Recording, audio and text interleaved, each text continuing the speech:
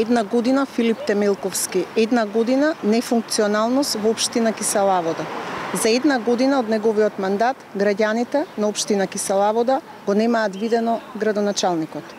Единствено кој го виделе се претседателите на местните заедници, кои наместо да ја извршуваат својата обврска, служат како партиски војници кои извршуваат приватни задачи за функционери и активисти на СДС. Иако во изборната кампања ветуваше проекти кои би го подобриле животот на граѓаните, од тоа нема ништо. Ветена е нова градинка во Расадник, но се уште нема. Нов булевар од Пинтија до Драчево, но нема. Пред изборите ја најавуваше гасификацијата како најголем проект, но и тој проект не е започнат. Општинската администрација, начело со градоначалникот Темелковски, остана глува на барањето на жителите за нова фекална и атмосферска канализација во Драчево.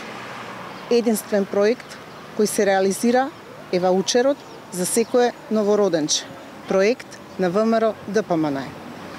Граѓаните се загрижени и за својата безбедност.